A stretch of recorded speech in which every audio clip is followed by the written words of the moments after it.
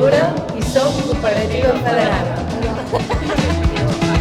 Cardan Cultura som una cooperativa de treball que gestionem aquest espai, que és Can Grau, i que agrupem diverses cooperatives, entitats i empreses del sector cultural d'Osona. Nosaltres gestionem aquest espai durant uns mesos, que és de març a octubre.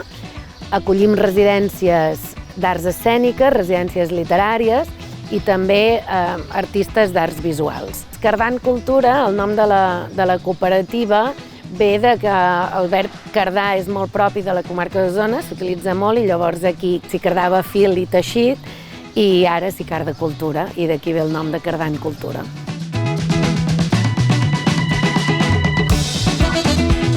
Cardan Cultura es configura com a una cooperativa tenint en compte que formem part de Cardan Cultura a 3 SLs, 3 cooperatives, una entitat i una fundació. I vam decidir fer-nos cooperativa, una perquè les cooperatives que estàvem a dintre creiem que era el millor format i sobretot perquè realment ens hem donat compte que compartim una sèrie de valors i objectius de transformació, de proximitat, una manera d'entendre la cultura a la qual, malgrat la formalitat jurídica, compartim aquests valors. També perquè les dinàmiques de governança compartida, perquè estem molt juntes i junts, sempre perquè fem molts bolos i fem molta creació conjunta. Per tant, s'adia molt bé el model tant el model jurídic com el model que inspira les cooperatives, que és vinculat als valors, a la democràcia interna i a tot el que representa el cooperativisme.